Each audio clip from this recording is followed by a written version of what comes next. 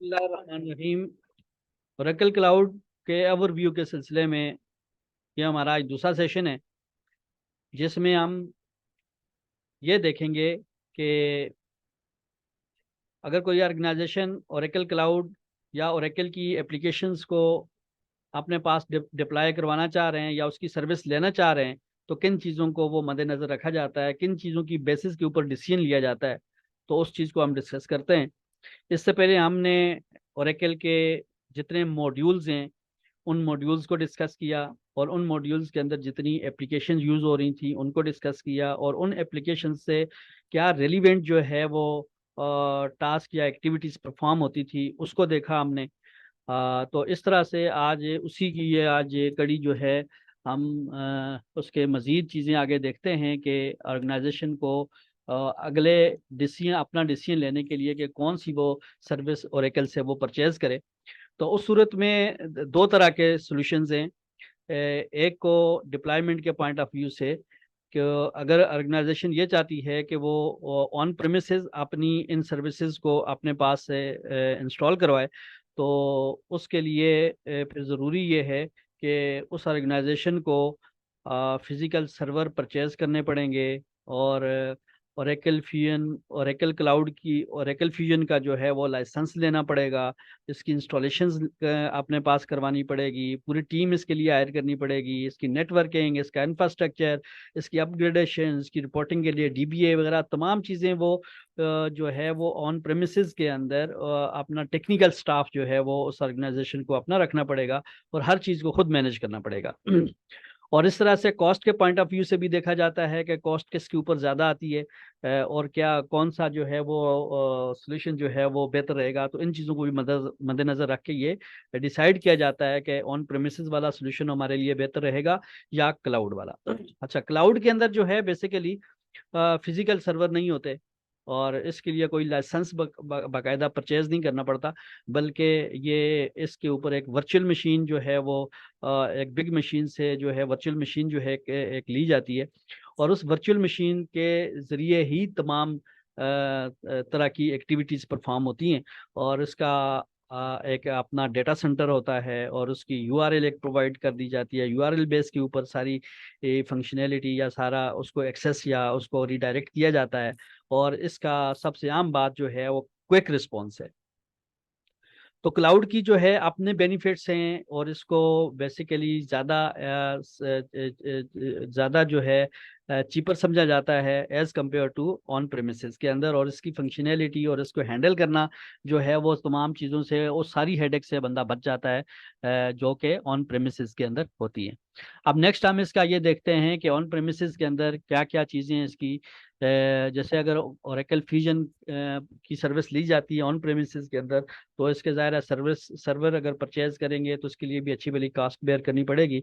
और इसी तरह से अगर लाइसेंस जो है वो बेसिकली वो भी परचेज करना पड़ता है, और इस लाइसेंस की भी अच्छी खासी अमाउंट जो होती है वो जो कि बेयर करनी पड़ती है। और इसी तरह से जो इनका जो स्टाफ होता है जो इस सारे काम को जो है वो मैनेज करेगा या इसकी इंस्टॉलेशन करेगा, या डीबीए होता है जो फंक्शन फ्यूजन का डीबीए जो है उसका डीबीए वगैरह डेटाबेस वगैरह को मैनेज करना, और इंफ्रा की जो टीम होगी जो उसकी सिक्योरिटी और उसके नेटवर्किंग के सारे मामलात को देखेगी, और मेंटेनेंस और अपग्रेडेशन, अगर कोई ऐसी अपग्रेड आ गया है वर्जन ओरेकल फ्यूजन का, तो उसको भी यहाँ पर अपग्रेड करना उसी ऑर्गेनाइजेशन अंदर जो स्टाफ है, जो उसका टेक्निकल स्टाफ है, उसकी रिस्पॉन्सिबिलिटी होगी, वो इन तमाम चीज़ों को वो मैनेज करेगा। तो इस हिसाब से तो एक्सपेंस के एतबार से देखें, कॉस्ट के एतबार से देखें, तो ये ज़्यादा एक्सपेंसिव है as compare to on cloud के। अब देखते हैं हम क्लाउड के अंदर जो है, अगर क्लाउड का सोल्यूशन लिए अगर कोई ऑर्गेनाइजेशन ये डिसाइड करती है कि हम क्लाउड का सोल्यूशन जो है वो हमें ज़्यादा बेहतर रहेगा, तो उसमें क्या है कि उसमें कोई फिजिकल सर्वर नहीं होता, और बिग मशीन है, और वहाँ से वर्चुअल मशीन क्रिएट हो जाती है, और ये हमें इंटरनेट से इसका ये सारा सोर्सेज का जो है एक्सेस करने का, वो with the help of the internet हमें वर्चुअल मशीन तक रीडायरेक्ट करते हुए हमें ये सर्विस मिल जाती है। और दूसरी बात यह है कि इसमें जो सब्सक्रिप्शन होती है, जो एक सर्टेन पीरियड तक होती है कि 1 साल के लिए लें, 2 साल की पेमेंट करें या 5 साल की पेमेंट कर दें, तो वो उतने सालों तक वो जो है वो हम उसकी सर्विसेज को यूज़ करते हैं। इसके लिए बाकायदा कोई लाइसेंस परचेज नहीं करना पड़ता है, बल्कि सब्सक्रिप्शन के चार्जेस जो हैं वो पे करने पड़ते हैं ओरेकल को। और दूसरी बात जो है, इसमें जितनी सर्विसेज हैं वो सारी की सारी वो जो है ओरेकल की टीम इसको हैंडल कर रही होती है। और प्लस उसके साथ जो ओरेकल की तरफ से एक सपोर्ट टीम है, जो अगर किसी भी इसमें कोई इशू आता है तो वो ओरेकल की सपोर्ट टीम जो है उसको वो इन इश्यूज को रिजॉल्व करने के लिए हेल्प आउट कर रही होती है। और इसी तरह से जो इसका क्विक रिस्पांस जो है, रिस्पांस जो है बहुत ज़्यादा क्विक होता है। तो उसके लिए जो है इनका मैकेनिज्म ये है कि वो नियरेस्ट जो उनका डेटा सेंटर होता है उस तक उसका लिंक जो है रीडायरेक्ट हो जाता है। तो इस तरह से उसका रिस्पांस बड़ा क्विक हो जाता है। ठीक है। तो रिस्पांस के पॉइंट ऑफ व्यू से जो है ओरेकल की ये सर्विसेज जो हैं बड़ी इफेक्टिव हैं, क्योंकि इस वक्त सबसे ज़्यादा, जैसे आप फेसबुक को ले लें, आप इंस्टाग्राम को ले लें, आप जो है लिंक्डइन को ले लें, व्हाट्सएप को ले लें, इन तमाम में जो रिस्पांस, क्विक रिस्पांस मिलता है वो बेसिकली क्लाउड की वजह से मिलता है। और इनके डेटा सेंटर जो है नियरेस्ट टू लोकेशंस होते हैं, तो इस वजह से वहाँ से उसका रिस्पांस जो है बड़ा क्विक हो जाता है, और इस वजह से सर्विस बड़ी, कस्टमर को सर्विस बड़ी अच्छी मिल जाती है। ठीक है जी। नेक्स्ट हम देखते हैं, इसको ये समझ लेते हैं कि अगर क्लाउड के ऊपर वर्चुअल मशीन है, बिग मशीन है, और तो उससे एक इंस्टेंस क्रिएट कर देते हैं। सेम जो है उसका एप्लीकेशन का इंस्टेंस जब क्रिएट हो जाता है, तो वो जिस तरह से बिग मशीन के ऊपर एक्चुअल में जहाँ पर वो एप्लीकेशन या डिप्लॉयमेंट हुई होती है, तो वो इंस्टेंस क्रिएट करने से सेम चीज़ें वो रेप्लिका वहाँ पर हमें दूसरी कंट्रीज के अंदर या दूसरी जगह पे जहाँ पर हम इसको यूज़ कर रहे होते हैं, वहाँ पर उसका इंस्टेंस क्रिएट होने की वजह से वो चीज़ें हमें बड़ी आसानी से और क्विक रिस्पॉन्स के साथ हमें मिल जाती है। इसकी एग्जांपल हम ये ले लेते हैं कि 3 ममालिक ऐसे हैं, जैसे यूएसए, इंडिया और यूएई। ये तीनों ममालिक के अंदर अगर कोई एक बिजनेस है, किसी का ग्रो किया है, तो और उस बिजनेस के हिसाब से इन तीनों ममालिक के अंदर अगर इस सर्विस को यूज़ करें तो उसका मैकेनिज्म क्या होगा। तो ओरेकल ने इसके लिए ये किया है कि हर मुल्क के अंदर इसका, ओरेकल का एक डेटा सेंटर रखा है और इसी तरह से वहाँ पर उसके वर्चुअल सर्वर भी वहाँ पर अवेलेबल होते हैं। अब जब इंस्टेंस क्रिएट होता है तो वर्चुअल सर्वर की मदद से वो उस लिंक के ऊपर जब क्लिक किया जाता है, तो वो रिक्वेस्ट जो है बेसिकली वो रीडायरेक्ट होकर नियरेस्ट जो है डेटा सेंटर तक वो जाती है, और वहाँ से उसको रिस्पॉन्ड कर दिया जाता है। अब अगर कोई यूजर क्लिक करेगा, यूएसए से क्लिक करता है और कोई एक्टिविटी परफॉर्म करता है, तो अगर यूएसए के अंदर ही उसका ओरेकल का डेटा सेंटर है या उसका वर्चुअल सर्वर वहां पर अवेलेबल है, तो उस सूरत में वहां से ही उसको क्विक रिस्पॉन्स मिल जाएगा। और इसी तरह से इंडिया के अंदर और इसी तरह से यूएई के अंदर। तो अगर फॉर एग्जांपल इसमें हम अगर पाकिस्तान की मिसाल भी ले लेते हैं, अगर पाकिस्तान के अंदर ओरेकल का कोई डेटा सेंटर अवेलेबल नहीं है, तो फिर क्या होगा उस सूरत में, हमें इसका रिस्पांस कैसे मिलेगा। तो इसको हम ऐसे समझ लेते हैं कि जैसे हमने वर्चुअल सर्वर की जो लिंक है, जो यूआरएल है, उसको को जैसे ही हमने हिट किया, तो वो नियरेस्ट डेटा सेंटर को जाके वो अप्रोच करता है। तो फॉर एग्जांपल वो हमारा नियरेस्ट कंट्री जो है वो हमारा, वो हमारे साथ जो इंडिया है, इंडिया के अंदर वो डेटा सेंटर है, तो वहां से जाकर उसका रिस्पांस वो लेके आ जाएगा, और हमें वो रिस्पांस हमें क्विकली वो मिल जाएगा। तो इसमें वो डिले के चांसेस जो हैं बहुत कम हो जाते हैं। तो वो जितनी एप्लीकेशंस हैं, जैसे फेसबुक है या व्हाट्सअप है या दूसरी एप्लीकेशन जहाँ पर क्विक रिस्पांस हमें मिल रहा होता है, वो इसी मैकेनिज्म और इसी टेक्निक की बेस के ऊपर भी उनकी परफॉर्मेंस अच्छी होती है। एक तो बात ये होगी। अच्छा, दूसरी बात ये है कि अगर इसमें सबसे अच्छी जो चीज़ है वो है सिंक्रोनाइजेशन की।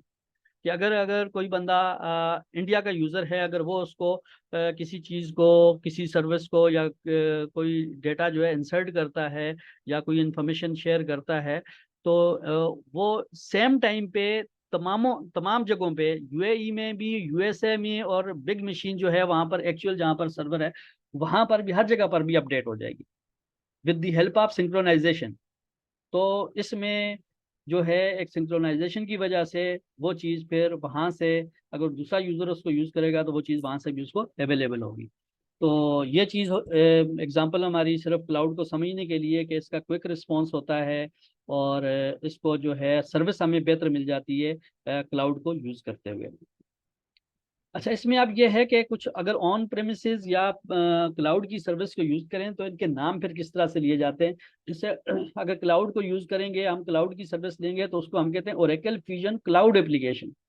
और अगर ऑन प्रेमिसेस वाली एप्लीकेशन अगर हम अपने डिप्लॉयमेंट करवाते हैं तो उसको हम कहते हैं ओरेकल फ्यूजन एप्लीकेशन। इसमें क्लाउड का वर्ड नहीं होता, ओरेकल फ्यूजन एप्लीकेशन इसको बोलते हैं। अब थोड़ा डिफरेंस इसमें यह है कि जैसे क्लाउड की सर्विस, क्लाउड के ऊपर अगर हम ये सर्विस लेते हैं तो इसका सब्सक्रिप्शन के चार्जेस होते हैं जो कि टाइम स्पेसिफिक होते हैं, पीरियड स्पेसिफिक होते हैं। कुछ पीरियड्स की अमाउंट हम उस ऑर्गेनाइजेशन को पे करनी पड़ती है, जो कि इतनी ज़्यादा नहीं होती जितनी as compare to on premises के लिए कॉस्ट बेयर करनी पड़ती है।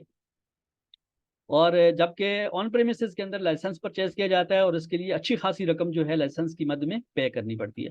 और इसी तरह से टेक्निकल सपोर्ट टीम जो है बेसिकली क्लाउड के ऊपर अगर लें और उसकी डिप्लॉयमेंट अगर उनसे लें तो वो वर्चुअल मशीन की वजह से वो 2 बंदे भी उसके लिए काफ़ी होते हैं। जबकि टेक्निकल सपोर्ट अगर हम ऑन प्रेमिसेस के अंदर 10 ओरेकल की एप्लीकेशंस को अगर कहीं पे डिप्लॉय करवाना हो तो उस सूरत में यानी कि जो सपोर्ट की टीम है वो बड़ी चाहिए होती है ताकि उसकी इंस्टॉलेशन, उसके डीबीए और उसका मेंटेनेंस और तमाम चीज़ों को वो देख सके। ये तो है, कॉस्ट के पॉइंट ऑफ व्यू से भी हमें ज़्यादा ये लगता है कि क्लाउड का सोल्यूशन ज़्यादा परफेक्ट है। अच्छा, दूसरी ये है कि एप्लीकेशन जो है बेसिकली क्लाउड के अंदर हो या ऑन प्रेमिसेस के अंदर, दोनों के अंदर सेम एप्लीकेशन होता है। एप्लीकेशन के अंदर किसी किस्म का कोई चेंज नहीं है। ऑन प्रेमिसेस में इंस्टॉल करवाएं तो वही सोल्यूशन होगा, और क्लाउड के ऊपर इंस्टॉल करवाएं तो फिर भी वही सोल्यूशन होगा। एप्लीकेशन के पॉइंट ऑफ व्यू से दोनों में सेम है, कोई डिफरेंस नहीं है।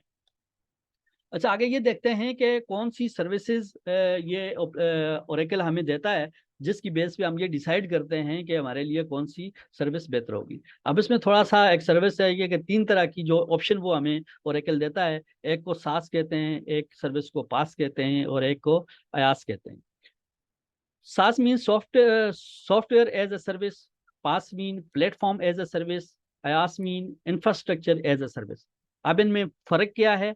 फ़र्क इनमें यह है कि देखें, फ्यूजन एप्लीकेशन जो है सास और पास दोनों में सेम ही इस्तेमाल होती है, इसमें कोई फ़र्क नहीं है। जो सास सास में भी वही मिलेगी और पास के अंदर भी वही वाली एप्लीकेशन, फ्यूजन एप्लीकेशन मिलेगी इसके अंदर, ठीक है। लेकिन फ़र्क यह है कि कस्टमाइजेशन जो है सास के अंदर हमें नहीं मिलती। इसके अंदर कस्टमाइजेशन सिर्फ इस हद तक हम कर सकते हैं कि अगर कोई फील्ड हमने इनेबल करवानी होगी किसी फार्म के ऊपर, तो वो ऑलरेडी जो डेटाबेस के अंदर फील्ड्स वगैरह दी होती हैं उन फील्ड्स को ही यहाँ पर डिस्प्ले किया जा सकता है। तो उसमें थोड़ी सी कस्टमाइजेशन उसी पेज के ऊपर रह के हो सकती है, पॉसिबल है। जबकि पास के अंदर फंक्शनैलिटी ही पूरी चेंज हो जाती है कि अलग से अगर उसका आप पेज क्रिएट कर लें, फॉर्म क्रिएट कर लें, उसकी फंक्शनैलिटी को चेंज कर दें, तो उसमें एक बड़ा चेंज जो होता है कस्टमाइजेशन के पॉइंट ऑफ व्यू से, वो पास की सर्विस जब हम कॉल लेते हैं उस प्लेटफॉर्म से जो है हम वो फंक्शनैलिटी अपनी बढ़ा सकते हैं, इनहांस कर सकते हैं इस पूरी एप्लीकेशंस को। ये एक डिफरेंस है। और इसी तरह से सास के अंदर न्यू रिपोर्ट्स भी डेवलप की जा सकती हैं, पास के अंदर भी है, इसमें कोई डिफरेंस नहीं है। और इसी तरह से इंटीग्रेशन जो है सास की सर्विस लें या पास की, दोनों में इंटीग्रेशन पॉसिबल है। क्यों इंटीग्रेशन से मुराद ये है कि आप किसी थर्ड पार्टी जैसे सेप है, अगर उसकी कुछ फंक्शनैलिटी को आप अगर इंटीग्रेट करना चाहते हैं फ्यूजन के साथ, ओरेकल फ्यूजन के साथ, तो वो भी पॉसिबल है। दोनों सूरतों में सास का प्लेटफॉर्म लें या पास का प्लेटफॉर्म लें या सास की सर्विस लें। और इसी तरह से ऑटो अपग्रेडेशन जो है इसमें थोड़ा फर्क है। ऑटो अपग्रेडेशन जो है सास के अंदर हो जाती है, कोई भी अपग्रेड अगर आती है ओरेकल की तरफ से तो वो ऑटोमेटिकली अपग्रेड हो जाती है सास की सर्विस लेने से। और जबकि पास के अंदर वो अपग्रेड नहीं होती। उसकी रीज़न ये होती है कि इसमें बड़े लेवल के ऊपर जो है इसके अंदर फंक्शनैलिटी जो है चेंज हुई होती है, जिस वजह से इसके अंदर वो अपग्रेडेशन को अलाउ नहीं करते, क्योंकि बहुत सारी चीज़ें फिर हिल जाती हैं। अयास के अंदर जो है बेसिकली ये जस्ट एक स्टोरेज है। आप ओरेकल को रिक्वेस्ट करते हैं कि हमें स्टोरेज पॉइंट ऑफ व्यू से हमें जो है इसके लिए कुछ स्पेस एलोकेट हमें दे दें, तो वो ये ओरेकल आपको इंफ्रास्ट्रक्चर की सर्विस को डिप्लॉय करने के लिए वहाँ पर कुछ स्पेस एलोकेट कर देता है। और इसी के अंदर इसमें जो है वो ऑन प्रेमिसेस के अंदर ईबीएस सिस्टम जो होता है इनका, EBS stand for E E business sweet, मेरे ख्याल से ये है। तो ये वाला वही है जिसमें ऑन प्रेमिसेस का सर्वर इंस्टॉलेशन, डीबीए, मेंटेनेंस और प्लस अपग्रेडेशन खुद करनी, सारी की सारी टीम सारी, तो वो सारी सर्विसेज ऑन प्रेमिसेस के अंदर आ जाती है, जो कि उसकी अपनी टेक्निकल टीम जो होती है ऑर्गेनाइजेशन की, वो इसके अंदर कर रही होती है। अच्छा, अब ये है कि इन सर्विसेज को अगर देखा जाए तो ज़्यादातर जितनी कंपनियां हैं या जितने बड़ी ऑर्गेनाइजेशंस हैं वो सास की सर्विस को ज़्यादा प्रेफर करते हैं। उसकी वजह यह है कि ये स्टेबल है, कि अगर कोई भी अपग्रेडेशन एप्लीकेशन के पॉइंट ऑफ व्यू से होती है तो ये चीज़ें स्टेबल रहती हैं, ज़्यादा गड़बड़ के चांसेस नहीं होते, चीज़ें हिलती नहीं हैं एज़ कम्पेयर टू पास। अगर इस प्लेटफॉर्म को अगर वो इसलिए प्रेफर नहीं करते कि यहाँ पर बड़े लेवल पे ज़रा बड़ी कंपनियां लेती हैं और इसके अंदर अपने हिसाब से अपनी मर्जी से इसमें कस्टमाइजेशन करती हैं, तो इसमें ये स्टेबल उस तरह से नहीं है जिस तरह से नहीं रह सकती जिस तरह से सास है। तो ज़्यादा कंपनियां जो हैं वो प्रेफर करती हैं, क्योंकि बहुत सारे मॉड्यूल्स और सारी फंक्शनैलिटी सास के अंदर अवेलेबल ऑलरेडी है, तो कस्टमाइजेशन की मजीद इतनी ज़्यादा ज़रूरत नहीं पड़ती। तो कुछ फील्ड्स इनेबल करनी होती हैं तो वो हो जाती हैं, वो इतना इशू नहीं होता। और अगर फंक्शनल के पॉइंट ऑफ व्यू से देखें तो वो उसके लिए दोनों एप्लीकेशन सेम होती हैं, वो सास में की सर्विस को डिप्लाई करे या प्लेटफॉर्म की वाली सर्विस को डिप्लाई करे, दोनों में इतना कोई डिफरेंस नहीं होता, दोनों के लिए वो कंसल्टेंट आसानी से वो कर लेगा। अच्छा, अब ये थोड़ा सा आखिर में हम ये देख लेते हैं कि ओरेकल के अलावा भी कुछ ऐसे वेंडर्स मार्केट के अंदर मौजूद हैं जो कि ये सर्विसेज प्रोवाइड करते हैं। जैसे ओरेकल एप्लीकेशंस जो है बेसिकली इसके अंदर भी पूरी की पूरी चीज़ें, वो सारे मॉड्यूल्स मैंने पहले डिस्कस कर चुका हूँ। जैसे सीआरएम है या प्रोक्योरमेंट का मॉड्यूल है या फाइनेंशियल्स का मॉड्यूल है या एससीएम का मॉड्यूल है, एचसीएम का मान लो एचसीएम का मॉड्यूल है। तो ये सारे मॉड्यूल्स इसके अंदर मौजूद है, लेकिन ज़्यादा प्रेफर जो समझा जाता है, जो वेटेज दिया जाता है ज़्यादा, वो फंक्शनल के पॉइंट ऑफ व्यू से दिया जाता है कि ओरेकल एप्लीकेशन के अंदर फंक्शनल जो है, फाइनेंशियल जो है, बेसिकली इसकी लॉजिक्स या इसकी इम्प्लीमेंटेशन या इसकी फंक्शनैलिटी ज़्यादा बेहतर है as compare to other vendor. और इसी तरह से पीपलसॉफ्ट जो है ये एचसीएम के पॉइंट ऑफ व्यू से इसकी फंक्शनैलिटी को ज़्यादा प्रेफर किया जाता है मार्केट के अंदर।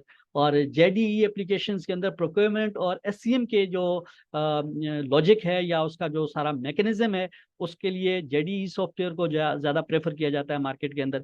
और सीबेल सीबेल जो है एप्लीकेशन, इसमें सेल्स और डिस्ट्रीब्यूशन के पॉइंट ऑफ व्यू से इसको ज़्यादा प्रेफर किया जाता है इसकी।